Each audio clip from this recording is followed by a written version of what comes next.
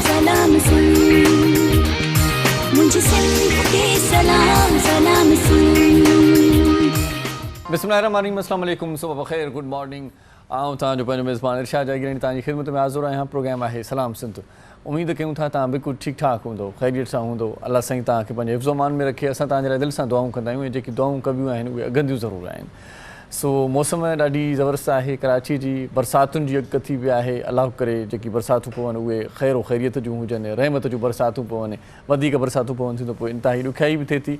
गुट ॿूसट वारो माहौल असांजी सिंध में तमामु घणो थी पियो आहे। असांजा जेकी ॿाहिराड़ी वारा इलाइक़ा आहिनि उते थोरी आबहवा सुठी बि आहे, वण टिण आहिनि, सो ज़मीनूं आहिनि। हिते वरी कराची जो जेको शहर आहे उते फ्लैट्स वारी ज़िंदगी आहे, त हिते वरी वधीक थोरी गर्मी थींदी हुई ऐं थींदी आहे। सो हिन भेरे वरी गर्मीअ जून जुलाई जा रिकॉर्ड बि टोड़े छॾिया आहिनि। जून जुलाई में जेका गर्मी थी, असां सोचींदा आहियूं त इहे 2 महीना जेके हूंदा आहिनि उहे गर्मियुनि जा ठीकु ठाकु सुठा महीना गर्मियुनि जे हिसाब सां हूंदा आहिनि। माना गर्मीअ जो वधीक शोर हूंदो आहे, गर्मीअ जो वधीक ज़ोर हूंदो आहे।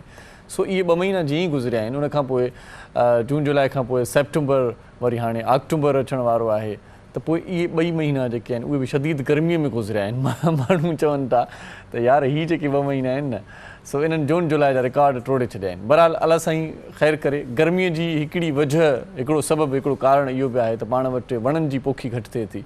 पाण वटि जेकी सुठा ऐं सुहिणा जेकी भला जेकी अॻे वण हूंदा हुआ, जेकी छांव बि ॾींदा हुआ, मेवा बि ॾींदा हुआ, सो इहे फल वारा वण, मेवेदार वण या छांव वारा वण उहे सभु असां कटराए छॾिया। उते इन वणनि जी कटाईअ जे करे बि थोरी गर्मी वधीक थी वई आहे।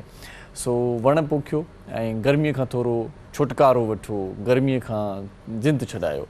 सो गर्मी ऐं बरसाति पवण खां पोइ गर्मी झकी थियण जी उमेद बि आहे। ॾिसूं था हाणे बरसाति कॾहिं थी पए। मौसमियात खाते चयो आहे त अॼु खां वरी बरसातुनि जो हिकिड़ो सिलसिलो, हिकिड़ी लहर शुरू थींदी जेका 3 ॾींहं जारी रहंदी। इन खां सवाइ महबूब दोस्तो हिकिड़ी ॿी ॻाल्हि तव्हांखे ॿुधायां त जेका असांजी गुफ़्तगू आहे, जेको असांजो स्टाइल आहे, जेको वे आहे, जेको रवैयो आहे, इहो इंतिहाई अहम हूंदो आहे। फ़ासिला वधाइण में बि, फ़ासिला घटाइण में बि, कम कंहिंजा सुठा कराइण में बि, कंहिंजो कमु रोकराइण में बि। ज़बान जो वज़न इंतिहाई मामूली हूंदो आहे, पर इन वज़न खे संभाले घटि माण्हू सघंदा आहिनि। वज़न हिन जो थोरो हूंदो आहे, पर हिन खे संभालण वारा इलाही घटि माण्हू आहिनि जेके ज़बान खे संभाले सघनि। पोइ इनजे करे ई वॾड़ा चवंदा आहिनि त इहा ज़बान उस ते बि विहारे, इहा ज़बान छांव ते बि विहारे। सोचे सम्झी ॻाल्हाईंदा कयो। हरू भरू बि विच में, असां सवली सिंधी में चवंदा आहियूं त के माण्हू विच में कंहिंजी बि ॻाल्हि में अजायो अची टपो ॾींदा आहिनि। सो उहो जेको आहे कमु न करणु घुरिजे। जेकॾहिं तव्हांखे कंहिं मामले में ॼाण आहे त तव्हां उन ते ॻाल्हायो ऐं कंहिं ते हरूभरू बि तंस न कयो, कंहिंखे हरूभरू बि तनक़ीद जो निशानो न बणायो, कंहिंखे हरूभरू बि ठठोल न कयो, त पोइ तव्हांजी ज़िंदगी ॾाढी ज़बरदस्त रहंदी। ऐं असां वटि इल्मु ऐं अकुल वारा माण्हू घटि हूंदा आहिनि। सो बग़ैर कंहिं सोच जे, बग़ैर कंहिं जांच जे, बग़ैर कंहिं सम्झ जे अजायो कंहिं न कंहिं बेस में अटकी पवंदा आहिनि। पोइ उन्हनि खे ॻाल्हि सम्झ में न ईंदी आहे त इन सॼे पेश मंज़र जो पस मंज़र छा आहे, इन मामले जी पेराइती ॻाल्हि कहिड़ी हुई। उहा ॻाल्हि ॼाण खां बग़ैर ई हरूभरू बि चई वठंदा आहिनि त साईं इहो ईअं न आहे, इहो हीअं आहे। पोइ जेकी ज़िद ते अटकी पवंदा आहिनि। सो उन्हनि माण्हुनि जी बि वैल्यू जेका आहे सा, उन्हनि माण्हुनि जो बि जेको सिलसिलो मुहबतुनि ऐं इज़तुनि वारो, मान वारो आहे, उहो थोरो घटिजी वेंदो आहे। सो अजायो जेकॾहिं तव्हांखे इल्मु ऐं अकुल जी ॻाल्हि न आहे ऐं का बि अहिड़ी ॻाल्हि सम्झ में नथी अचे त पोइ तव्हां चुप रहणु बहितरु, पंहिंजो पाण लाइ सम्झो त बहितरु आहे। सो किथे किथे चवंदा आहिनि त ख़ामोशी बहितरु आहे। सो ख़ामोशी बि किथे अख़्तियार करणु घुरिजे। ऐं वरी ॿी ॻाल्हि तव्हांखे मज़े ॿुधायां त इहो ज़रूरी न आहे त सभु माण्हू तव्हां सां मुतफ़िक़ हुजनि ऐं सभु माण्हुनि सां वरी तव्हां मुतफ़िक़ हुजो। ऐं ॿी वरी ॻाल्हि इहा बि कयूं था त कौल ॿुधंदा आहियूं। सो जेकी माण्हू बेअकुला हुजनि उन्हनि सां वरी बहसु न कंदा कयो। कॾहिं कॾहिं तव्हांखे लॻंदो त मां सही आहियां, मतिलबु तव्हां सही आहियो। सो उन्हनि माण्हुनि सां बहस न कंदा कयो, छो त उहे सम्झंदा कोन। इहे 3-4 ॻाल्हियूं, 5 ॻाल्हियूं जेकी आहिनि उहे इंतिहाई अहम आहिनि। अॼु तर्जुमे जो आलमी ॾींहुं बि आहे। तर्जुमे निगार असां वटि सिंध में बि खोड़ सारा आहिनि जेकी सुठा सुठा किताब तर्जुमो कनि था। परॾेही अदब मां तर्जुमो असां वटि कयो वञे थो, जेकी असां सवलाई सां पढ़ी सघूं था। जेकी असांजा शाइर अदीब लेखक दोस्त आहिनि उन्हनि तर्जुमे निगारी ते बि तमामु घणो कमु कयो आहे। वेझण में बि तमामु घणा सुठा तर्जुमे निगार असां वटि आहिनि, जेके पाण सिंधीकार बि चऊं, तर्जुमे निगार बि चऊं। सुठनि किताबनि जो, उर्दू किताबनि जो तर्जुमो पाण वटि थींदो आहे, अंग्रेज़ी किताबनि जो बि तर्जुमो पाण पढ़ंदा आहियूं। वेझण में हिकड़ी ॾाढी सुठी ॻाल्हि थी आहे त भिटाई साईं जी शाइरीअ जो तर्जुमो बलोचीअ में कयो वियो आहे, जेको कुझु ॾींहंनि में इहो किताबु सकाफ़त खातो मार्की ते माणींदो। एबी लाशारी साहिबु उहो किताबु तर्जुमो कयो आहे। एबी लाशारी साहिब खे असां अॻुवाट मुबारकूं ॾियूं था। बलोची में शाह साईं जो किताबु, शाह साईं जी शाइरी तर्जुमे तौरु असां ताईं पहुचंदी। जेके असांजा बलोच भाइर आहिनि ऐं जेकी बलोची ॻाल्हाईंदड़ आहिनि उहे बि शाह साईं जे कलाम खे सम्झी सघंदा पंहिंजी ॿोलीअ में। सो पंहिंजी ॿोली मिठी ॿोली आहे ऐं पंहिंजी मिठी ॿोलीअ में परॾेही अदब खे जेकॾहिं आणे पाण सवलाईअ सां ॿाहिरि अड़िजे माण्हुनि ताईं या घटि पढ़ियल माण्हुनि ताईं या जेकी अंग्रेज़ी या उर्दूअ खे सही नमूने सां सम्झी न सघंदा आहिनि उन्हनि माण्हुनि जे लाइ जेकॾहिं पंहिंजी ॿोलीअ में कमु कजे थो त इहा हिकिड़ी वॾी ॻाल्हि आहे। सो इन हवाले सां नौजवान तर्जुमानिकार बि इलाही सारा आहिनि जिन में रिज़वान गुल साहिब तमामु घणो कमु करे थो। इन खां सवाइ ॿिया बि खोड़ सारा दोस्त जेकी तर्जुमेनिगारीअ में पंहिंजो मट पाण आहिनि भड़ आहिनि। सो असांजी जेका पंहिंजी सिंधी ॿोली आहे आउं कॾहिं कॾहिं सोचींदो आहियां त पाण परॾेही अदब खे ॿियनि ॿोलियुनि खे पाण सिंधीअ में ट्रांसलेट करे माण्हुनि ताईं पहुचायूं पिया, पर असां वटि कुझु अहिड़ो कमु बि हुजणु घुरिजे जो असांजी पंहिंजी सिंधी ॿोलीअ जा जेकी नायाब किताब आहिनि, असांजी सिंधी ॿोलीअ जा जेकी नायाब सुठा शाइर वॾा शाइर जेके आहिनि उन्हनि जी शाइरीअ जो तर्जुमो वरी ॿियनि ॿोलियुनि में बि हुजणु घुरिजे। असांजे शाइरनि जो तर्जुमो ॿियनि ॿोलियुनि में हूंदो त उहो अञा ताईं पाण वटि कमु थिए पियो। शाह साईं जी शाइरी अंग्रेज़ी में तर्जुमो थी, पर जेकॾहिं ॿियनि सुठनि शाइरनि जो कलाम या सुठनि किताबनि खे तर्जुमो करे अंग्रेज़ी में या उर्दू में ट्रांसलेट करे पहुचायो वेंदो त असांजा उर्दू भाइर जेके आहिनि या ॿी ॿोली ॻाल्हाईंदड़ दोस्त आहिनि या अंग्रेज़ी ॻाल्हाईंदड़ या ॿियनि मुल्कनि में रहंदड़ माण्हू उहे असांजे अदब खे बि परूड़े सघंदा, असांजे अदब खे बि सम्झी सघंदा, असांजी ॿोलीअ खे बि सम्झी सघंदा।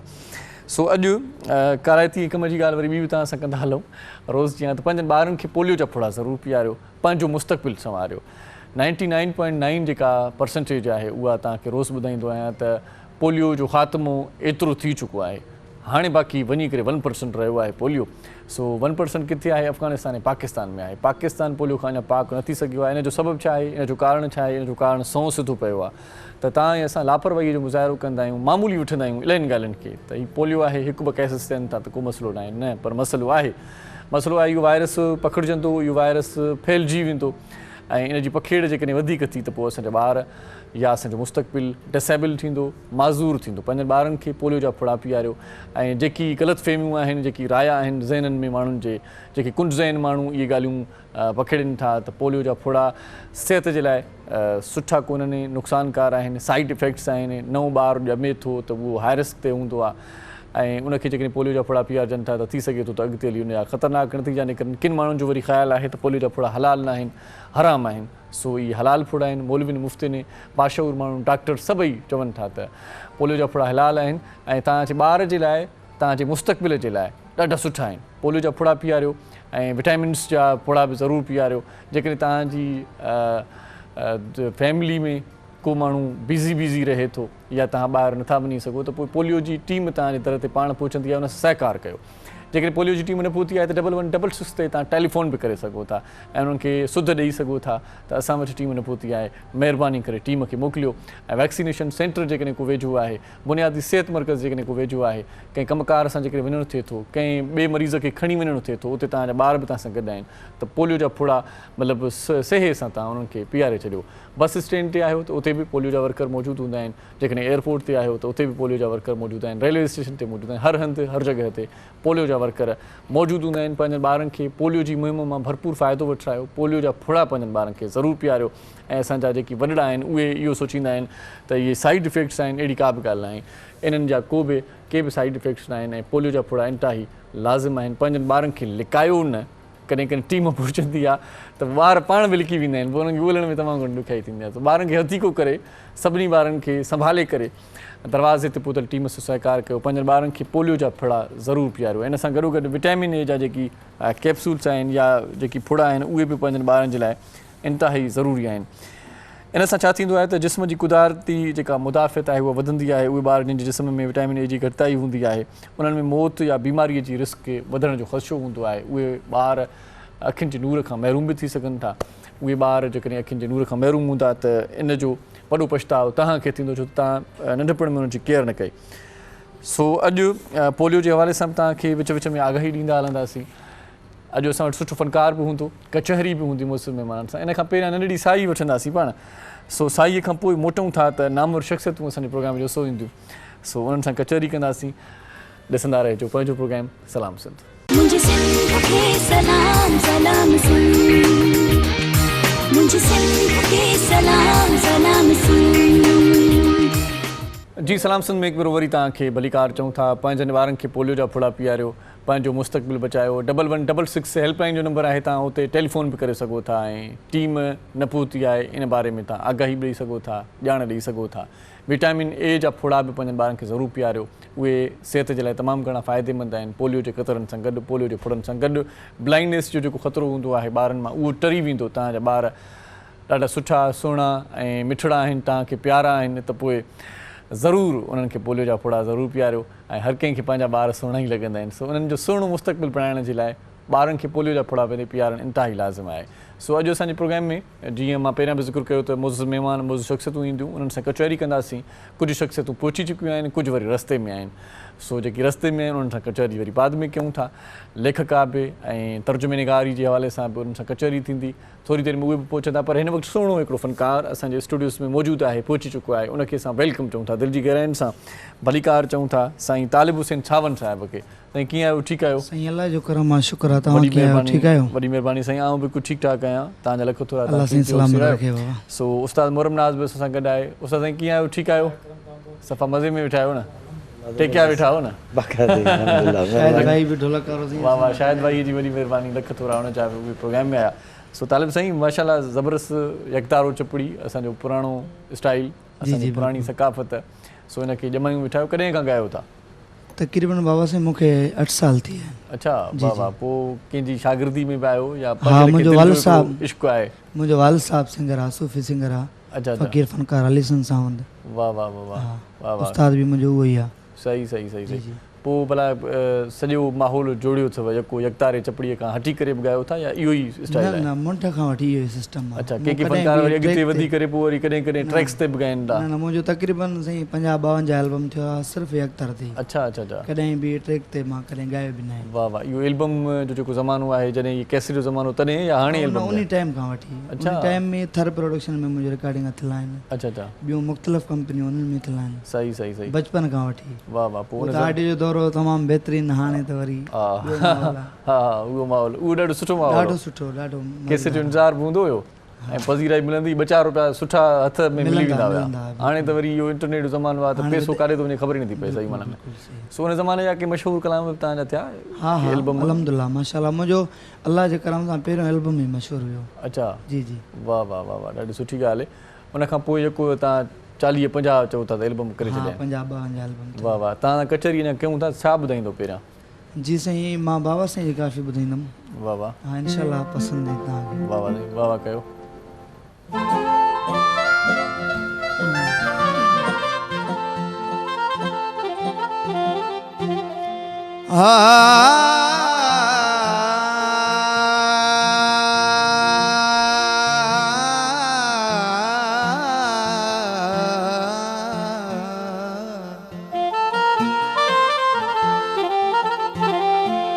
कोई रड़दा रड़दा मर बि वञे, तुसां गौर न ॾे वो ग़रीबां ते,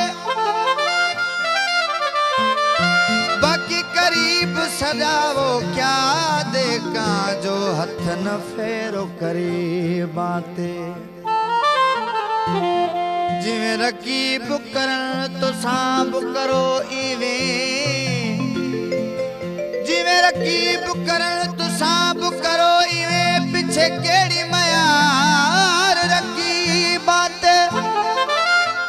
अली हसन तुसां को जीवें भावे, बस सावंद बि छोड़िया नसीबां ते। हो अलाए छो असां खाम हो मटे विया हो, ख़ुदा जाने। हाय अलाए छो असां खाम हो मटे विया हो, ख़ुदा जाने। कच्ची हियत संगत वारी, कच्ची हियत संगत वारी, हो कटे विया हो, ख़ुदा जाने।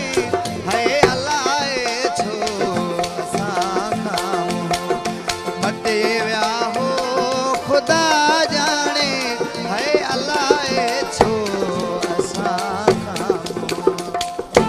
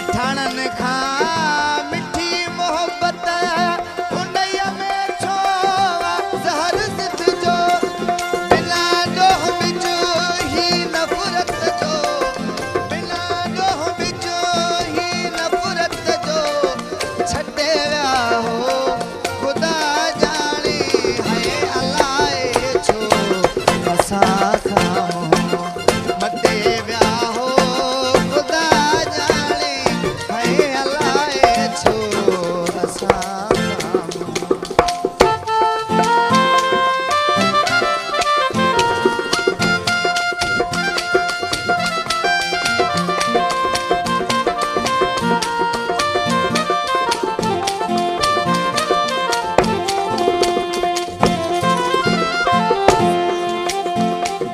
सुबुह जो जीअं उथां निंड मां चुमिया तुंहिंजा ढकियल पेरां सुबुह जो जीअं उथां निंड मां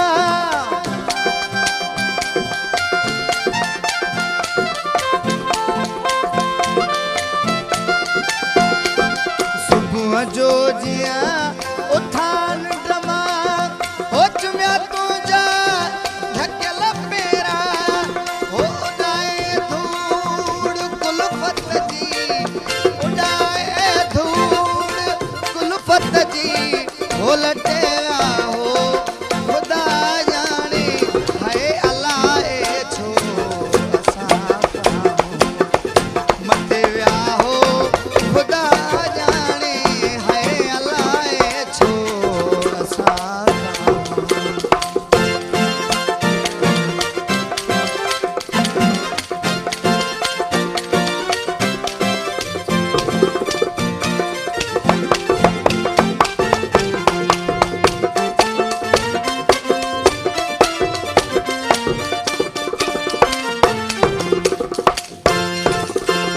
अलाए छो अली असन खे हो गणाया वॾा जॾ खुड़न जा अलाए छो अली असन खे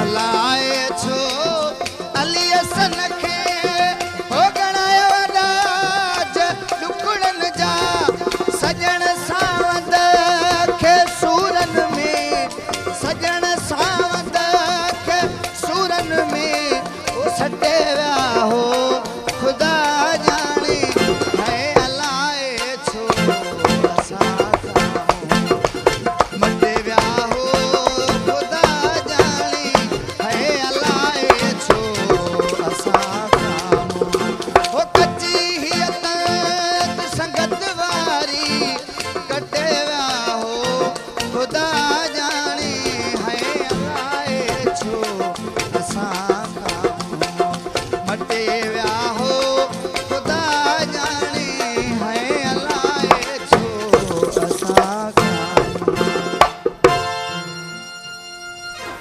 वाह साईं वाह अलाए छो असां खां मुंहुं मटे विया हो ख़ुदा ॼाणे नंढड़ी साईअ जो वक़्तु थियो आहे असां मुंहुं न मटींदासीं असां तव्हां सां कुर्ब जो नातो न कटींदासीं गॾु हूंदासीं ॾिसंदा रहिजो सलाम सिंध मुझे सिंध के सलाम सलाम सिंध मुझे सिंध के सलाम सलाम सिंध जी सलाम सिंध में हिकु भेरो वरी तव्हांखे भलीकार चऊं था ऐं भलीकार चवण सां गॾोगॾु तव्हांखे ॿुधाईंदा हलूं त पंहिंजनि ॿारनि खे पोलियो जा फुड़ा पीआरियो पंहिंजो मुस्तक़बिल बचायो पोलियो जे फुड़नि सां गॾु विटामिन ए जा जेके आहिनि से उहे बि कैप्सूल्स या फुड़ा ज़रूरु पीआरियो ऐं इन हवाले सां जेकी ॻाल्हियूं तव्हां सां शेयर करणियूं आहिनि WHO जेका रिकमेंड कई आहे ॻाल्हि त 6 महीननि खां 59 महीने जे समूरनि ॿारनि खे विटामिन ए सप्लीमेंट ॾियण जी सिफ़ारिश कई वई आहे ऐं इन मां इहा ॻाल्हि साबित आहे त इन में तमामु घणा फ़ाइदेमंद आहिनि विटामिन ए जी घटिताई खे कीअं रोकिजे सभ खां पहिरियां तव्हांजो ॿारु जेकॾहिं थञ ते आहे त माउ जो खीरु तमामु घणो अहम आहे उन में त सभु क़ुवतूं आहिनि सभु ताक़तूं आहिनि सो इन खां सवाइ आना गोश्त मच्छीअ जो चेरो या वरी जेके सब्जियूं आहिनि उहे ख़ासि तौर ते जेकॾहिं तव्हां खारायो पंहिंजनि ॿारनि खे पाण बि खाओ त सिहतमंद रहंदो पंहिंजनि ॿारनि खे पोलियो जा फुड़ा पीआरियो पंहिंजो मुस्तक़बिल बचायो 1166 ते तव्हां रहनुमाईअ जे लाइ ॼाण वठण जे लाइ कॉल बि करे सघो था हिन वक़्तु हिन में असां हिकिड़ी महिमान शख़्सियत पिया उनजो तारीफ़ तव्हां सां कराईंदा हलूं सियासी माहौल ते बि थोरी अॼु कचहरी कंदासीं ऐं फंक्शन लीग जे हवाले सां तव्हांखे ॼाण ॾींदासीं पाकिस्तान मुस्लिम लीग फंक्शनल जी असां वटि महिमान शख़्सियत पाण प्रेसिडेंट आहिनि ladies wing district south Karachi जूं सैयदा निदा तैमूर खे असीं भलीकार चऊं था अस्सलाम वालेकुम कैसी हैं निदा जी ठीक हैं आप जी बहुत शुक्रिया आप हमारे प्रोग्राम में तशरीफ लाई फंक्शन लीग की थोड़ी सी सूरत हाल बता दें ये पार्टी किस तरह से रन कर रही है और क्या सूरत हाल है आजकल फंक्शन लीग क्या एक्टिविटीज़ कर रही है दरअसल पहले तो हम लोग इलेक्शन में मसरूफ़ थे।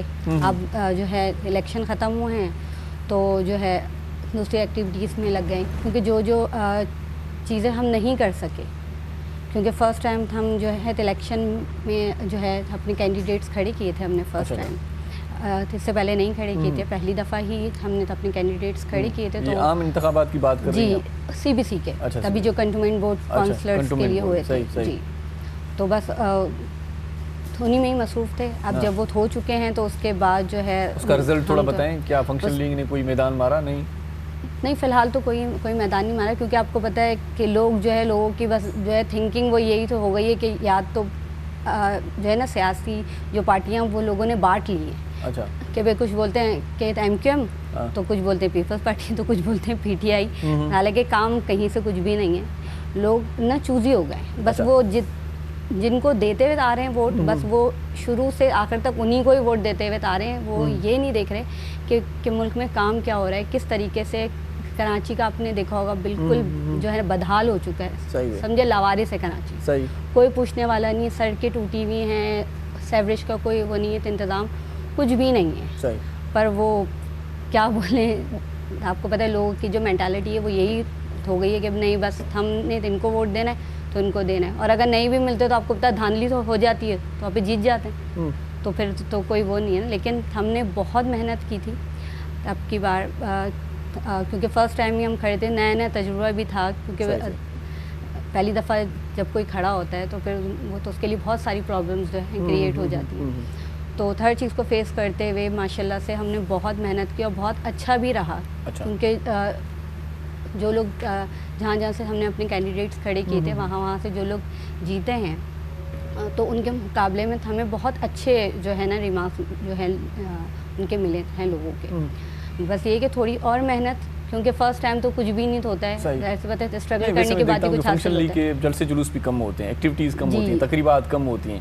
फंक्शन लीग अपना मोराल बुलंद करने के लिए एक्टिविटीज़ को थोड़ा बढ़ा दे, तो मेरे ख्याल से ये आम जो जिस तरह से आप बात करें आम आदमी के दिल में फंक्शन लीग अपनी जगह बना सकती है, लेकिन वो उस तरह से पॉपुलर पार्टी नहीं हो पा रही। वो देखें इंशाल्लाह ताला होगी, क्योंकि देखें इंटीरियर से तो हर जगह पीर साहब का नाम ही है।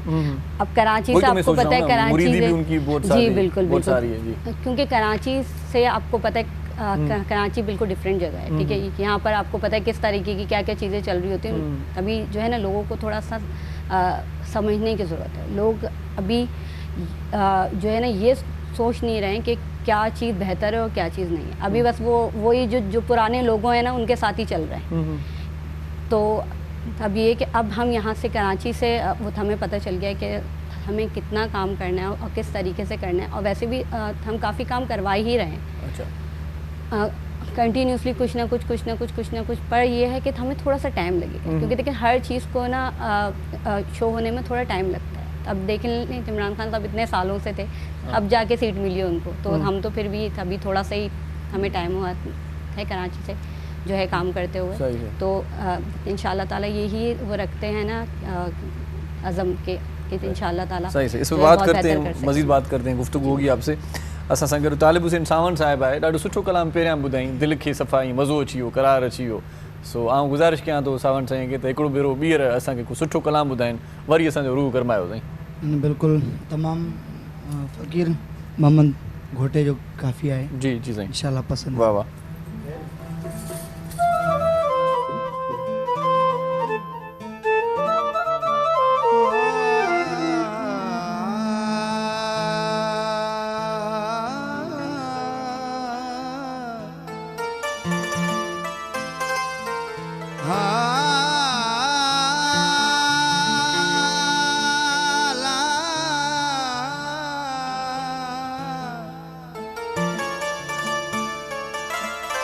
अचनाए तू अल्लाह जे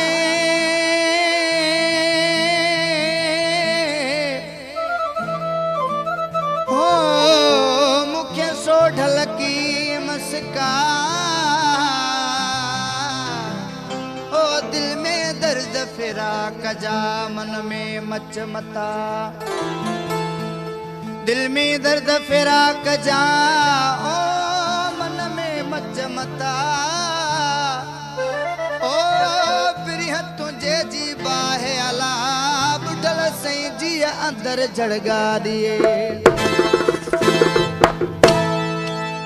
ओ लिखा थो यार दे खतेड़ो पढ़न सोहणे जी मर्जी आ है लिखा थो यार दे पढ़न सोहणे जी मर्जी आ अथमो में तू पिरी पढ़ दो अथमो में तू पिरी पढ़ दो अचन सोहणे जी मर्जी आ है लिखा थो यार दे खतड़ो अचन सोहणे जी मर्जी आ है लिखा थो यार दे खतड़ो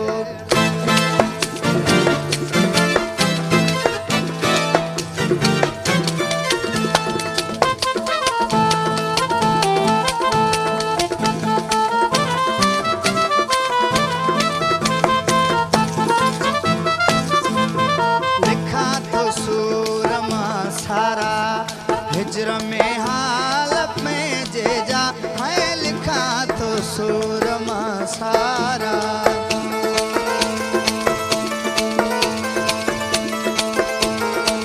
ओ लिखा तो सूरमा सारा हिजर में हालत में जे जा खुशी जे ख्याल माद संदो खुशी जे ख्याल माद संदो खिलण सोने जी मर्जी आ है लिखा तो यार दे खतड़ो पढ़न सोने जी मर्जी आ अथमो में तू पिरी पढ़ दो अथमो में तू पिरी पढ़ दो अचन सोने जी मर्जी आ है लिखा तो यार दे खतड़ो पढ़न सोने जी मर्जी आ है लिखा तो यार दे खतड़ो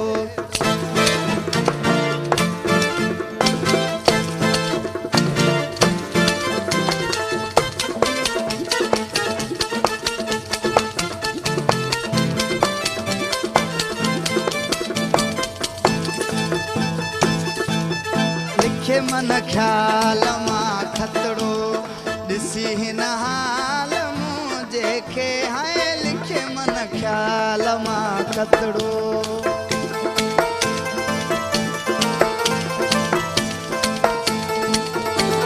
लिखे मन ख्याल मां खतड़ो ॾिसी हिन हाल मुंहिंजे खे है लिखे मन ख्याल मां खतड़ो ॾिसी हिन हाल मुंहिंजे खे मुझे सल प्यार मां पुरज़ो मुझे सल प्यार मां पुरज़ो वरी सोने जी मर्जी हाँ है लिखा तो यार दे खतड़ो पढ़न सोने जी मर्जी आ है लिखा तो यार दे खतड़ो अथमो में तू पिरी पढ़ दो अचन सोने जी मर्जी आ है लिखा तो यार दे खतड़ो पढ़न सोने जी मर्जी आ है लिखा तो यार दे खतड़ो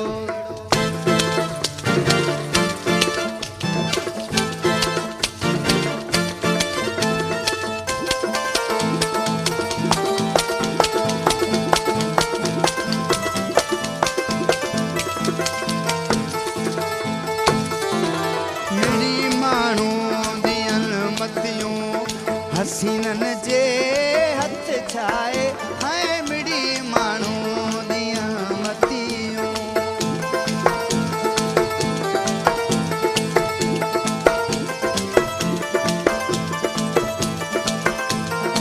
ओ मिड़ी माण्हू दियन मतियूं हसीनन जे हथ छाए मारण जी आइण महबूबन जी मारण जी आइण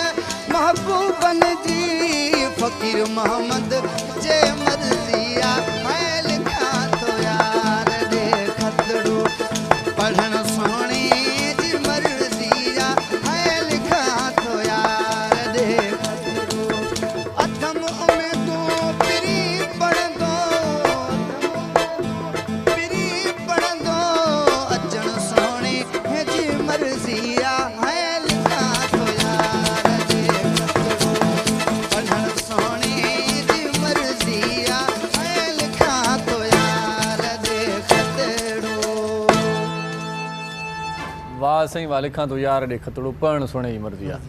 असां वरी अॼुकल्ह जे ज़माने सां चऊं था कयां थो यार ॾे टेलीफोन, हाणे खणणु सुणे जी मर्ज़ी आहे। सो हाणे पाण मर्ज़ीअ जी ॻाल्हि आहे त पोइ असांजी वरी मर्ज़ी आहे त साई वठूं, मोटी अचूं त पोइ वरी कचहरी कयूं था। तव्हां बसि असां गॾु रहिजो नाज़रीन, मोटी अचूं था नंढी साईअ खां पोइ ॾिसंदा रहिजो सलाम सिंध। मुझे सिंध के सलाम सलाम सुन, मुझे सिंध के सलाम सलाम सुन। जी welcome back after commercial break. नंढनि ॿारनि खे जेकॾहिं तव्हां महफ़ूज़ मुस्तक़बिल ॾियणु चाहियो था, सुठो फ्यूचर ॾियणु चाहियो था, त सभ खां पहिरियों उन्हनि जी सिहत जो ख़्यालु रखणु घुरिजे। सिहत जे ख़्याल में पोलियो जा फुड़ा पीआरणु इंतिहाई लाज़िम आहिनि। पंहिंजनि ॿारनि खे पोलियो जा फुड़ा पीआरियो, पंहिंजो मुस्तक़बिल संवारियो। खोड़ सारा मुस्लमान मुल्क इन ॻाल्हि ते अमल कनि पिया, जिन में इंडोनेशिया, सऊदी अरब या ॿिया खोड़ सारा मुल्क आहिनि जेकी पोलियो जा फुड़ा पीआरनि पिया। तव्हां ऐं असां पाकिस्तान में जेकी रहूं था उहे बि लापरवाही जो मुज़ाहिरो छॾे ॾियूं त पंहिंजा ॿार या पंहिंजो फ्यूचर बहितरीनु थी सघे थो। 1166 टेलीफोन नंबर बि उन्हनि ॾिनो आहे, जेका टीम जेकॾहिं तव्हांजे दरवाज़े ते न पहुती आहे त तव्हां इन नंबर ते सुध ॾेई सघो था, ॼाण ॾेई सघो था। 99.9% ॿियनि मुल्कनि में पोलियो जो ख़ात्मो थी चुको आहे। पाकिस्तान अञा रहे थो। पाकिस्तान खे पोलियो खां फ्री करिणो आहे। पोलियो जा फुड़ा ॿारनि खे पीआरणा आहिनि। विटामिन ए जा फुड़ा बि ॿारनि खे ज़रूरु पीआरणा आहिनि। हिन वक़्तु इन में हिकिड़ी महिमान शख़्सियत असांजे प्रोग्राम में शामिलु थी आहे। लेखक आहिनि, पाण कहाणियूं लिखनि पियूं ॾाढियूं सुठियूं। कहाणी लिखणु इंतिहाई ॾुखियो मरलो आहे, नॉवल लिखणु इंतिहाई ॾुखियो मरलो आहे। सो इन मरले खे ॾाढे सुठे नमूने सां ज़बरदस्त तरीक़े सां खणी हलण बि कंहिंजे वस जी ॻाल्हि घटि हूंदी आहे। सो सुठो लिखनि पियूं ऐं माशाअल्लाह नसर लिखण जो टाइम अॼुकल्ह माण्हुनि वटि थोरो घटि आहे। सो टाइम कढी करे पढ़ंदड़नि जे लाइ सुठो को मैसेज वारो, को नसीहत वारो नॉवल या कहाणी ॾियणु हिकिड़ी वॾी ॻाल्हि आहे। सो उर्दू जी लेखक आहिनि पाण ऐं इन्हनि जो हिकिड़ो ॾाढो सुठो किताबु मुंहिंजे हथ में आहे। सुबुह जो पहर आहे त किताब जो नालो बि ॾाढो सुठो आहे त सुबुह का उजाला। फरहाना इज़्ज़ा ज़ुबैरी साहिबा हिन जी लेखक आहे, मुसनिफ़ आहे ऐं हिन किताब जा ई 3 पार्ट मार्केट में आयल आहिनि। जेको मुंहिंजे हथ में ई आहे उहो हिसो पहिरियों आहे, उनखां पोइ हिसो ॿियो बि हिन जो आहे सुबुह जो उजाले जो, ऐं सुबुह का उजाला हिसो टियों बि आहे। 3 जेके आहिनि से हिक ई नाले जा किताब आहिनि, पर 3 पार्ट्स में हिननि खे विरहायो वियो आहे। ऐं इन जे जेके बैक टाइटल आहिनि उहे मुख़्तलिफ़ ॾाढा सुठा लिखियल आहिनि मुख़्तलिफ़ लेखकनि जा। अॼु उहा शख़्सियत असांजे विच में आहे, फरहाना इज़्ज़ा ज़ुबैरी। उन सां कचहरी सुठो जोड़ींदासीं, पर पहिरियां उनखे वेलकम चऊं था। अस्सलाम वालेकुम जी। कैसी हैं? ठीक हैं आप? शुक्र अल्हम्दुलिल्लाह। बहुत शुक्रिया आप हमारे प्रोग्राम में तशरीफ़ लाई। सबसे पहले तो मुझे ये बताएं कि ये 3 पार्ट्स करने की क्या ज़रूरत थी? एक ही आ जाता, एक ही नाम से, अलग अलग नाम से या तो किताब आते, तो ये क्यों, कैसा ख्याल आया आपको? नहीं, ये किताब फिर 1500 सफ़ों पे थी। अच्छा। और इसको देखते ही यूथ की चीखें निकल जाती कि ये पढ़ेंगे कैसे। अच्छा, तो उनकी आसानी के लिए मैंने इनको 3 हिस्सों में कर दिया। अच्छा। ताकि जब आपके पास टाइम हो एक हिस्सा पढ़े, फिर दूसरा पढ़े और तीसरा पढ़े। अच्छा, मौज़ूआत तो अलग अलग हैं इसमें या नहीं, एक ही को लिया है। अच्छा। देखिए, हमने पार्ट 1 में इस्लाम के मुतालिक सवाल दिए ताकि हमारे नौजवानों को अंदाज़ा होना चाहिए कि इस्लाम है क्या, इस्लाम क्या है, और क़यामत तक के जितने भी अहवाल हैं जो गैर मुस्लिमों के जहनों में आते हैं। सही। आप अगर इसमें लिस्ट देखें शुरू के, तो आपको अंदाजा हो जाएगा कि हमने किन सवालों के जवाब। सही बात है। सुबह का उजाला एक मकसद, एक सोच, सबसे पहले तो ये है। आप इसको अगर लिस्ट पे देखेंगे तो नौजवानों को वो कि अगर कोई गैर मुस्लिम हमारे नौजवानों से कुछ भी पूछ ले, कम से कम उन्हें अंदाज़ा होना चाहिए कि हम मुसलमान हैं और हमें इस चीज़ की मालूमात होनी चाहिए। अच्छा। इस्लाम क्या है और क़यामत तक जो बेसिक सवाल है उन सबके जवाब मौजूद है। आप लिस्ट पे नज़र डालें। सही। वो कहानी में तश्कील दी गई है सारी बातें। क्योंकि मैंने 11 साल अखबार में लिखा है। अच्छा। तो मुझे अंदाज़ा हो गया था कि हमारे नौजवान नहीं पढ़ते। अच्छा। हाँ, संजीदा वो समझते शायद एक उम्र चाहिए, एक वक्त चाहिए। हालांकि पाकिस्तान को इस वक्त नौजवानों की अशद ज़रूरत। सही से बहुत अच्छे, वैसे मौजूद बहुत अच्छे हैं। एक मौजूद तो मुसलमान मर्द को 4 शादियों की इजाज़त। जी हाँ, ये भी नहीं, लेकिन ये हमारे यहाँ मजाक समझा जाता है ना। लेकिन इसकी वजूहात पता होना चाहिए कि अल्लाह ताला ने हुक्म दिया क्यों है। ये महज एक जज्बा एंजॉयमेंट नहीं है। इसको पढ़ेंगे तो अंदाजा होगा कि ये क्यों कहा है। पहले औरत सिर्फ महज एक दिल बहलाने का सामान थी। 4 शादी करके औरत को इज्जत दी है। जो गर्लफ्रेंड है या जो दाश्ताएं रख लेते हैं उनकी भी अल्लाह ने इज्जत दी है, तो उनको निकाह में शामिल करो। मैं जस्ट फॉर एंजॉयमेंट औरत नहीं है, अल्लाह ने रिश्तों में बांट दिया है औरत। इसलिए 4 शादी जाएगी। सही। क़यामत आएगी क्या सबूत है? ये भी अच्छा मौजूद है, नौजवानों को पढ़ना चाहिए। हम ये कहते हैं कि जी आप कुरान में लिखा हुआ है क़यामत आएगी जी। अगर गैर मुस्लिम या कोई हिंदू या जो भी XYZ आपके मुसलमान लड़के से या बच्चे से पूछ ले, मैं नहीं मानता आपके कुरान को या नहीं मानता मैं इस बात को, आपके पास क्या सबूत है? तो हमने इसमें बताया कि आइंस्टाइन ने जो आपको नज़रियात दिए थे कि ये सूरज एक बलून की तरह है जिसमें गैसेस भर रही है और एक वक्त आएगा ये जिस तरह बलून ओवरफ्लो होता है तो फट जाता है, ऐसे सूरज भी फट जाएगा एक वक्त आएगा, और जब सूरज फटेगा तो क़यामत तो आनी। तो हमने इसमें नजरिया साइंस और कुरान पे भी मौज़ूआत हैं आपके, बहुत ही अच्छे मौज़ूआत हैं वैसे। जी हाँ। वैसे आप ये देखिए कि chartered of human rights Quran पाक से बनाया गया, ये कितने नौजवानों को पता है, किसी को भी नहीं पता होगा। गैर एलानिया मदद ली है ना, इंटरनेशनल चार्टर जो आपका अक़वाम मुत्तहिदा बनाता है वो कुरान से बनाया गया है। आप तमाम शिके देखिए, इसमें मौजूद है वो तमाम शिके हमने। सही सही सही सही। अच्छा मुझे ये बताएं कि ये सब कुछ लिखने में तो बहुत अरसा बीत गया होगा अब? नहीं, ज़्यादा नहीं लगा मुझे, 6-7 महीने लगे, क्योंकि उस वक्त बहुत ज़्यादा मेरा दिमाग चार्ज हुआ था। और कुछ लाशऊर में 9 साल मेरे लाशऊर में कुछ सवालात बने। अच्छा। जिनका फिर मेरे शऊर ने जवाब तलाश किया। जिन मौज़ूआत में लिखा है ये मौज़ूआत मतलब वो बहुत अहम है, हमारे नौजवानों का अंदाजा होना चाहिए। और जहन नहीं जाता लेखकों का या मुसन्निफ़ा जो हैं, तो उनका जहन इस तरफ कम ही जाता है जो जिस तरह से आपने काम किया। जी जी। तो माशाल्लाह से इसके 3 पार्ट्स आ गए जी। और भी आप दूसरे पार्ट में देखेंगे तो हमने पाकिस्तान के जितने इश्यूज हैं उसको रेस किया है। आप देखिए खुदकुशी हो रही है, अब बच्चों के साथ जिनसी ज्यादती हो रही है, पाकिस्तान में हर तरफ मसाइल ने आग लगाई हुई है। तो हमारे नौजवानों को तो शायद सियासत, मजहब, नस्लियत और फिरका वारियत के नाम पे तो इकट्ठे हो जाते हैं, लेकिन पाकिस्तान के नाम पे नहीं होते। पाकिस्तान के इश्यूज हैं उन पे सब इकट्ठे हो, एक फोरम पे जमा हो। जब भी पाकिस्तान में कहीं ज्यादती, जुल्म कहीं भी हो, चाहे वो किसी की भी साथ हो, आवाज़ पूरे पाकिस्तान से आनी चाहिए। सही। इसमें जो इब्तिदा की गई है उसमें दुआया एक नज़म भी शामिल है। जी जी, वो पढ़ के मैं सुना सकती हूँ। अच्छा तो पढ़ के सुना, वो बहुत अच्छी है। मैंने जी हाँ, वो असल में वाकई में जो यहाँ तक पहुँचने में बहुत साल लगे। मैं शायद जब से पैदा हुई हूँ उसके बाद 2-3 साल जो नहीं लिखना था, कलम पकड़ा है मैं जब से लिख रही हूँ। अच्छा अच्छा। और कितना अरसा हो गया मुझे यहाँ तक पहुँचने के लिए। सही।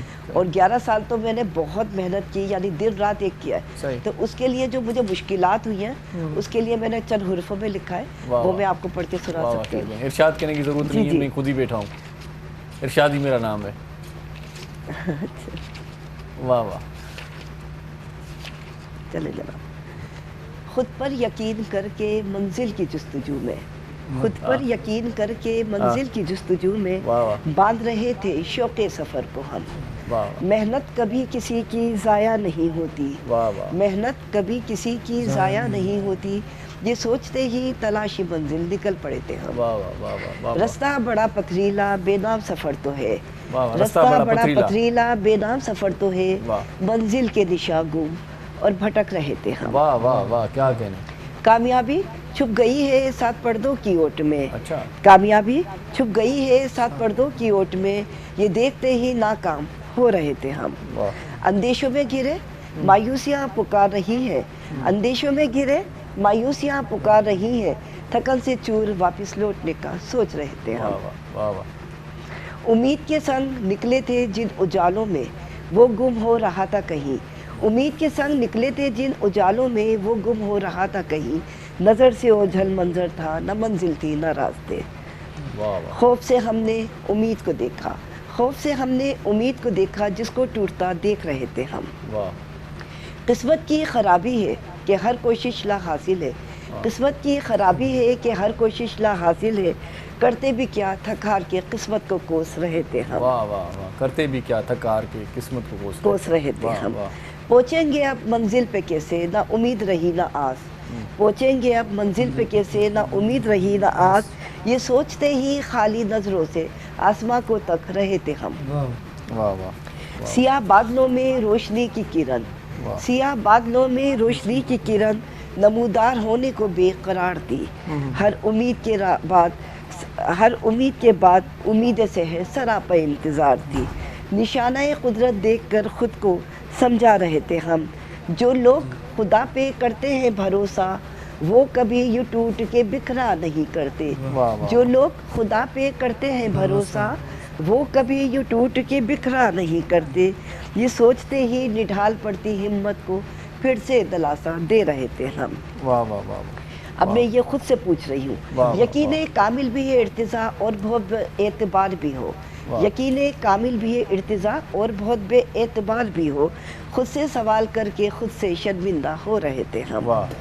कायम है अगर उम्मीद पे दुनिया तो हमें ना उम्मीद क्यों, कायम है अगर उम्मीद पे दुनिया तो हमें ना उम्मीद क्यों, वक्त तो हालात जैसे भी हों इनसे अब लड़ेंगे हम। माना कि सफ़र बड़ा तवील और मुश्किल भी है बहुत। माना कि सफ़र बड़ा तवील और मुश्किल भी है बहुत। इरादे बुलंद हो तो मंजिल को भी ढूंढ लेंगे हम। रास्ता अगर चाह मालूम नहीं तो क्या, उम्मीदें दुआ तो है। रास्ता अगर चाह मालूम नहीं तो क्या, उम्मीदें दुआ तो है। मंजिल पे पहुँचते ही सजदा करेंगे। वाह वाह, मंजिल पे पहुँच के सजदा करेंगे हम। सो तालिब साईं तव्हांखे वरी गुज़ारिश कयूं था हिकिड़ो सुठो कलाम असांखे ॿुधायो प्रोग्राम जे लमन खे कुछ बचाए जे सका तो कुछ मां ॿुधायां पियो। जी मुंहिंजे एल्बम जी आहे, मुंहिंजे एल्बम में ॻायल आहे मरहूम उस्ताद बाबा बहार अली बहार बिड़े जी काफ़ी। वाह वाह वाह साईं, इंशाल्लाह पसंद। जी साईं।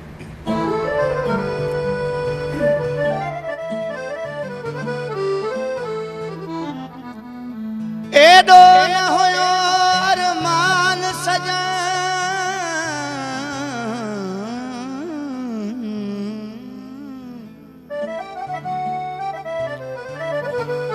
एडो न होयो अरमान सजन, तोड़े दिल पर मुखे धार कई। धक्को मौत बराबर तॾहिं लॻो जॾहिं मुंहिंजे रकीब सां प्यार कई। जीअं वार क्यों मौला मरहबत ईअं दिल खे अधो वध यार कई।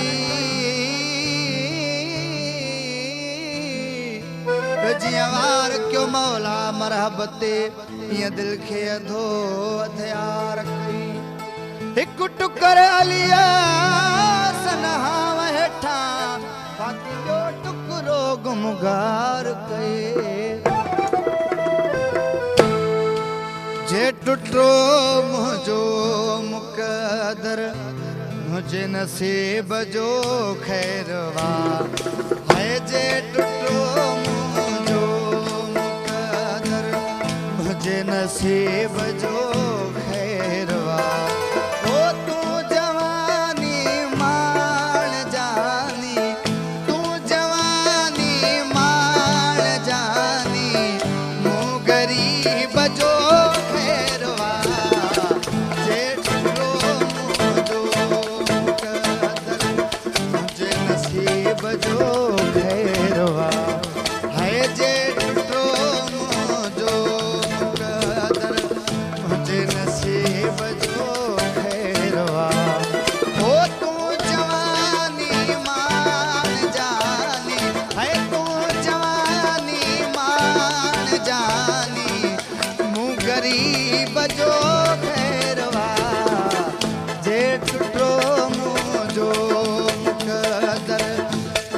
नसीब जो खैरवा है। जे टुटो मुंहिंजो मुक़दर।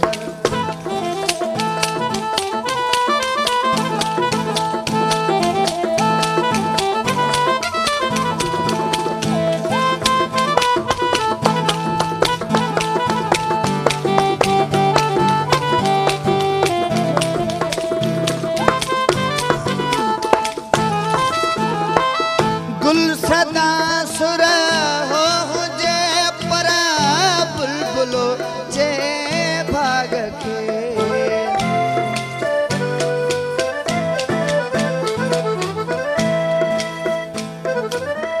गुल सदा सुर हो हुजे पर बुलबुलो जे भाग के। हुस्न गुलशन रहे सलामत, हुस्न गुलशन रहे सलामत, अंदली बजो खैरवा।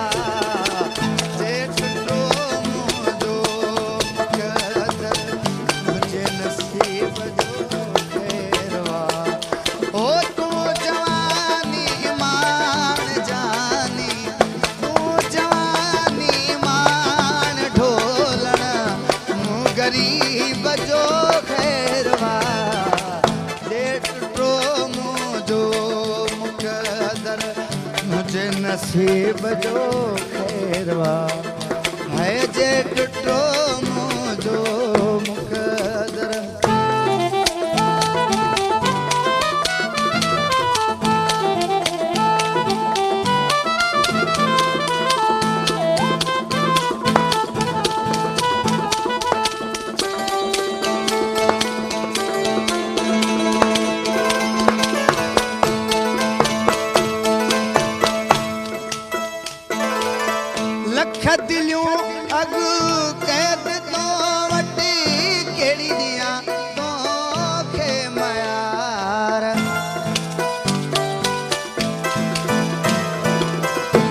दिलियूं अगु कैद तो वटी केड़ी दियां तोखे मयार लख दिलियूं अगु कैद तो वटी केड़ी दियां तोखे मयार समय वैदा अगु भुलाए समय वैदा अगु भुलाए हिन फेरे बजो खैरवा जे टुटो मुंह जो मुझे नसीब जो खैरवा ओ तू जवानी मान जानी तू गरीब जो खैरवा जे टुटो मुंह जो मुकदर मुझे नसीब जो खैरवा हाय जे टुटो मुझो मुकदर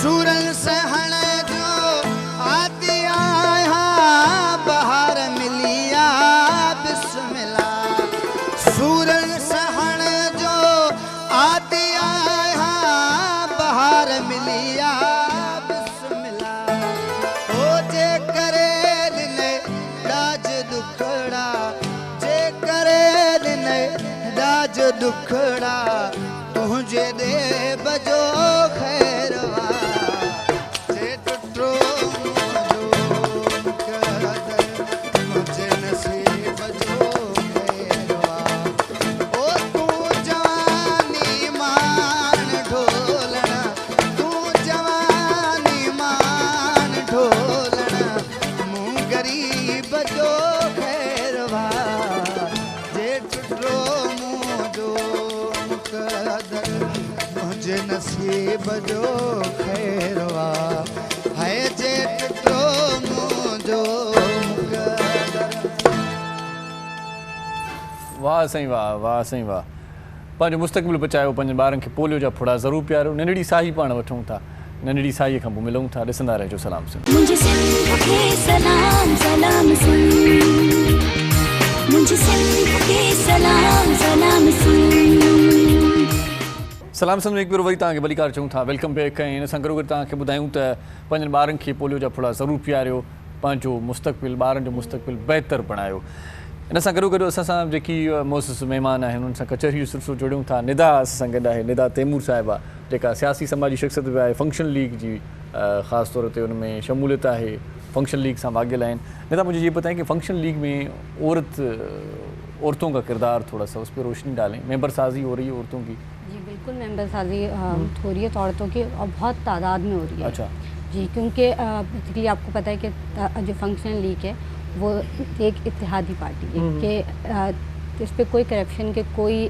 जो है वो चार्ज नहीं है तो लोग पहले जब मैं भी फंक्शन लीग में आई थी तो बहुत सारे तहफ़्फ़ुज़ात थे कि पता नहीं औरतों को ये भी बता दें सारी पार्टियां छोड़ के फंक्शन लीग को क्यों फंक्शन लीग को मैंने इसलिए किया ज्वाइन कि मुझे लगा कि ये पार्टी जो है वो जो है लोगों की फलाह और बहबूद के लिए बेहतरीन काम कर सकती है अच्छा और कर भी रही है क्योंकि जिस तरह यहाँ पर ख़वातीन को रिस्पेक्ट दी जाती है थर्ड शोबे में आगे किए जाते हैं उससे ये हमें अंदाज़ा होता है कि हम अगर इनके साथ मिलकर काम करेंगे तो हम आगे चल के बहुत कुछ कर सकते हैं यहाँ पर ये नहीं है कि सिर्फ जेंट्स ही करें वो ये है कि ख़वातीन भी अपने हिसाब से जो करना चाहें लोगों की फलाह बहबूद के लिए वो कर सकते हैं क्योंकि हमारा जो मंशूर है वो यही है कि लोग जितने फैसिलिटेट हों उतना अच्छा है सही तो हमारी कोशिश यही है कि हम जो है लोगों को हर तरीके की सहूलत पहुंचाने में जो है पेश रहें और हर तरीके से जो है ना तो अपना किरदार अदा करें और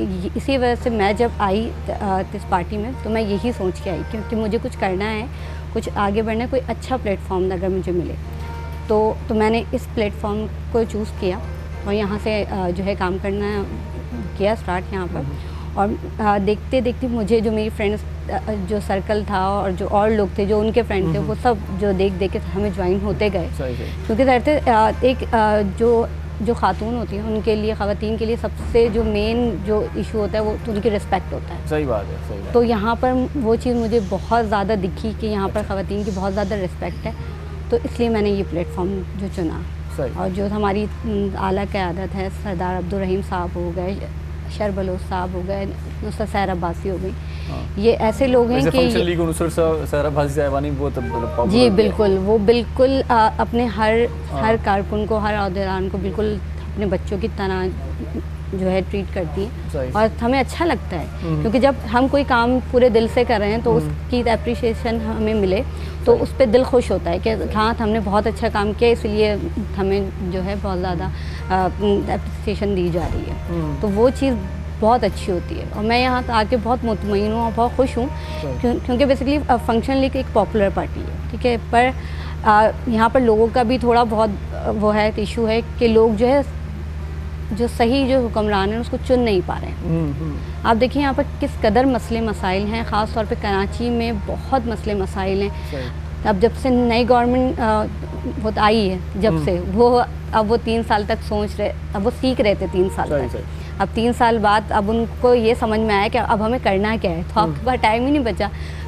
आप ये चीज़ देखिए महंगाई कहाँ से कहाँ पहुँच गई है, तेल के, पेट्रोल के, चीनी के, आटे के। इनको तो 3 साल, वैसे दूसरी पार्टी में बहुत साल हो गए, बहुत साल हो गए, वो भी डिलीवर सही कुछ नहीं कर पा रहे। नहीं, दरअसल यहाँ पर तो बहुत ज़्यादा वो इशू क्रिएट किया गया था ना कि हम ये करेंगे, हम ये करेंगे, हम ये करेंगे, तो वो कुछ हो नहीं सका हमें, क्योंकि लोगों को बहुत ज़्यादा जो है ना तो उम्मीद थी पीटीआई, सही बहुत ज़्यादा उम्मीद। चले, दुनिया उम्मीद पे कायम है वैसे। जी बिल्कुल। अच्छा फरहाना जी, मुझे ये बताएं कि चार्टर ऑफ वार का जिक्र किया है आपने, जो 100 हिस्सा है इसका, ये वैसे इन किताबों का मकसद क्या है, मकासद भी थोड़े से बता दें, और चार्टर ऑफ वार पे भी थोड़ी सी बात हो जाए। देखिए, हमारे पूरी दुनिया को अगर हम ऑलमोस्ट उठाएं तो इस वक्त बजट का सारा हिस्सा एटमी हथियारों पर खर्च हो रहा है, 75%। सारी दुनिया में मुफलसी है, आप देखिए खाने को नहीं है, पीने को नहीं है, इलाज नहीं है, लोग मर रहे हैं भूख से, और हम एक ऐसी उसके पीछे जा रहे हैं, बंद गली में जा रहे हैं जहाँ पे जिन हथियारों को हम बना रहे हैं उनको इस्तेमाल करो तो क़यामत आनी है, और ना करो तो क़यामत की तैयारी। तो ऐसी चीज़ों पे पैसा खर्च करके मेरा ख्याल है कोई फ़ायदा नहीं है। अच्छा। सारी दुनिया को मुतफ़क़ा तौर पे इस बात पे आना कि अब जितने बन गए बस ख़त्म, इनफ। अच्छा। इससे ज़्यादा अब ज़्यादा की ज़रूरत नहीं है। और उसके बाद फिर आप देखिए कि सारी दुनिया के लोग मिलके इस जंगों के असबाब नहीं ख़त्म कर सकते। वैसे सेल्फ डिफेंस के लिए होना चाहिए। आप ये देखिए, दूसरी पहली जंग अज़ीम होती है जी बात करें, मैंने कहा सेल्फ डिफेंस के लिए होती है, उसमें आप देखिए 2 करोड़ लोग मर जाते हैं। दूसरी जंग अज़ीम होती है, उसमें 5 करोड़ मर जाते हैं। इसमें ना तो मुसलमानों का कोई अमल दखल था, ना इस्लाम का कोई अमल दखल था। देखिए, ये ज़रूर हो सकता है कि अब अल्लाह ना करे अगर कोई भी तीसरी जंग किसी भी मुल्क की छोटी सी गलती आलमी जंग का पेश खेमा साबित होगी और फिर क़यामत आएगी। उससे पहले कि ज़रूरी है कि कोई ऐसा चार्टर्ड बनाया जाए कि सारी दुनिया अफ़वाब आलम को उस पर लेकर आना चाहिए। सही। और मेरा ख्याल है कि चार्टर्ड ऑफ वॉर जिहाद को बनना चाहिए। आप देखिए, जिहाद के उसूल सारी दुनिया ने इसको दहशतगर्दी का हथियार करार दिया, क्योंकि हम लोगों ने वजाहत भी की।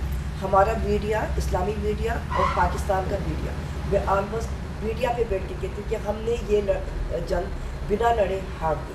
हम नज़रियाती जंग को बयान ही नहीं कर सके कि हम लोगों को क्या मुश्किलात हैं। हमें बयान करना चाहिए था कि जिहाद वो नहीं है जो दुनिया को बताया गया। जहाँ देखें कि दरख्त ना काटो, खजूर के दरख्त ना काटो, आप किसी के घरों को मस्मार ना करो, बच्चे बूढ़े औरतों को ना मारो, जो इबादत गांव में गोशा नशीन है उनको ना मारो, वादा खिलाफी ना करो। आप ये बताएं कि जब जंग होती है तो बिलाशुबा हर जगह पे बमबारी कर दी जाती है, कौन सी इबादत गाह है, कौन बूढ़ा, कौन बच्चा। और जो जिहाद जंग भी उसूलों से करे वो दहशतगर्दी तो कर ही लेता। सही से। आखिर में कोई मैसेज देना चाहेंगे? यकीनन मैं नौजवानों को सिर्फ एक मैसेज देना चाहूँगी कि आप नौजवान, मैं सिर्फ आप लोगों से मुखातिब हूँ, आप तमाम लोग, कि पाकिस्तान मेरा है, आपका है और हमारा है, और इस मुल्क के मसाइल आपके, मेरे और हमारे हैं, और इन मसाइल के हल के लिए आपको, मुझको, हमको हक भूल के फ़र्ज़ को निभाना होगा। मसाइल ने मुल्क में भड़का दी है जो आग, उसे बुझाना होगा। यह आग कब लगी, कैसे लगी, किसने लगाई, इससे कहीं ज़्यादा अहम सवाल अब ये है कि ये आग बुझेगी कैसे और इसे बुझाएगा कौन। वैसे तो इस आग को बुझाने की जिम्मेदारी हम सबकी है, लेकिन सबसे ज़्यादा आप नौजवानों की है, क्योंकि आप नौजवान इस मुल्क की उम्मीद हो, आस हो, सरमाया हो, गुजरे हुए कल और आने वाले कल से कहीं ज़्यादा अहम, क्योंकि आप नौजवान मुस्तकबिल नहीं हाल है, कल नहीं आज है। मुत्तहिद होके यकजबा हो जाएं तो आपकी आवाज़ से ऐवान हिल जाएंगे, हुक्मरान जाग जाएंगे। सियासी दिलफरेब नारों से निकलकर सही सिम का तयन कीजिए। बेहतर ज़िंदगी की तलाश में दुनिया के किसी भी गोशे में चले जाएं, लेकिन 5 साल पाकिस्तान के नाम ज़रूर कीजिए, क्योंकि हम सब इस मुल्क के कर्जदार हैं। ठीक ठीक। निदा जी, आपका कोई मैसेज आखिर में होगा? जी, बस मैं मैसेज यही देना चाहूँगी कि लोग जिस तरह इन्होंने बात की यूथ की, तो यूथ को मैं ये कहना चाहूँगी कि अब आप लोग जो है बढ़ो आगे और कुछ करके दिखाओ, क्योंकि ये हालात जब तक हम नहीं खड़े होंगे नहीं हम बदल सकते। तो इसलिए आगे बढ़ें और जो है सच का साथ दें। ठीक है, एक प्लेटफॉर्म ऐसा चूज करें कि जिससे तो आपको पता चले कि इससे कोई तब्दीली आ सकती है। बहुत शुक्रिया निदा जी, आप प्रोग्राम में आई। फरहाना जी, आपका बहुत शुक्रिया प्रोग्राम में आया। साईं तालिब साईं तव्हांजा लख थोरा आख़िर में वेंदे तव्हां खां सुठो कलाम ज़रूरु ॿुधंदासीं। मुहर्रम साईं तव्हांजी वॾी महिरबानी। दोस्त जेको असां सां शाहिद भाई उनजी वॾी महिरबानी। प्रोग्राम अॼोको हिते पंहिंजी पुॼाणी ते पहुचे थो। इन प्रोग्राम खां फ़ौरन बाद करशी सिहत जो सफ़र ख़ासि प्रोग्राम आहे करशी वारनि जो, जंहिंमें सिहत जे उसूलनि मुताबिक़ तव्हांखे खोड़ सारियूं सलाहूं ॾिनियूं वेंदियूं आहिनि। हकीम साहिब मूं सां गॾु हूंदो, उहो प्रोग्राम ज़रूरु ॾिसिजो। हीउ प्रोग्राम हिते पुॼाणी ते पहुचे थो। इरशाद जागीरनी तव्हां खां मोकिलाए थो। जी लतीफ़ जी मिठी ॿोली पाण सदाईं गॾु। अल्लाह भाई।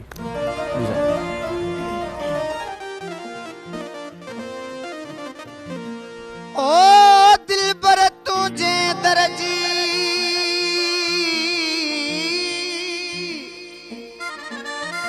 अल्लाह मिट्टी भी मूल सो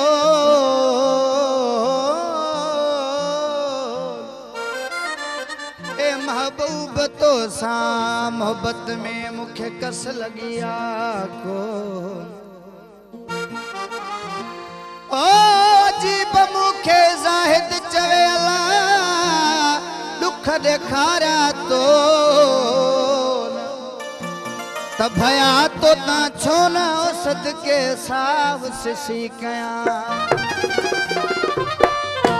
काफ़ी आहे मुंहिंजो सिलेक्शन शायर आहे मोहम्मद सैफ अलमार लुकमान समरो। ही मिरण भले काफ़ी ॿुधाए पियो। उभिरो तारो असर वारो मोकिलायूं सजणो हो रोई चयाई पंध परे आ हथ छॾायूं वियो सजणा हो रोई चयाई पंध परे आ हथ छॾायूं वियो सजणा उभिरो तारो असर वारो मोकिलायूं वियो सजणो उभिरो तारो असर वारो मोकिलायूं वियो सजणो रोई चयाई पंध परे आ हथ छॾायूं वियो सजणो ऐं रोई चयाई पंध परे आ हथ छॾायूं वियो सजणो।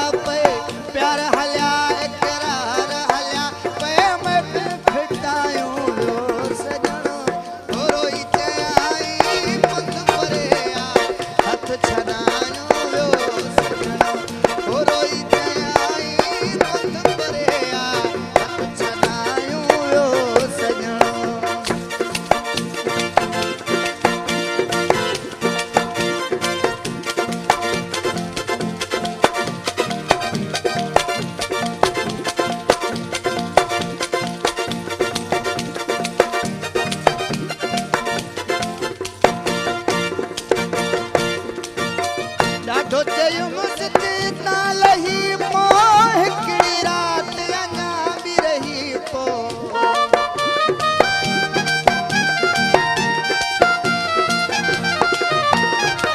ॾाढो चयुमि ता लही मोह हिकिड़ी राति अञा बि रही पो ओ मोटी अचबो ॿीहर मिलबो मोटी अचबो ॿीहर मिलबो ॿियो सॼणो रोई चयाई पंध परे आ हथ छनायूं ॿियो सॼण हो उभिरियो तारो असर वारो मोकिलायूं ॿियो सॼण रोई चयाई पंध परे आ हथ छनायूं ॿियो सॼण हो रोई चयाई पंध परे आ हथ छनायूं ॿियो सॼण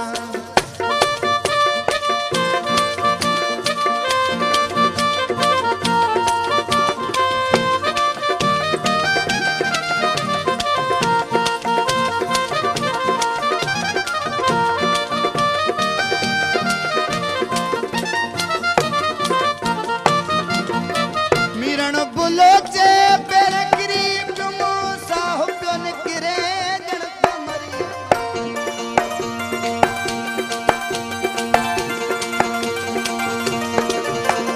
मिरण बुलोचे पेर किरी तुमो साहो पियो निकिरे ॼण कमरी ॾिस मजबूरी आ वञणो ज़रूरी ॾिस मजबूरी आ वञणो ज़रूरी जिन छॾायूं ॿियो सॼणो रोई चयाई पंध परे आ हथ छॾायूं ॿियो सॼणो हो रोई चयाई पंध परे आ हथ छॾायूं ॿियो सॼणो उभिरियो अल्लाह उभिरियो तारो असर वारो मोकिलायूं ओ सॼणो रोई चयाई पंध परे आ हथ छॾायूं ॿियो सॼण हो रोई चयाई पंध परे आ हथ छॾायूं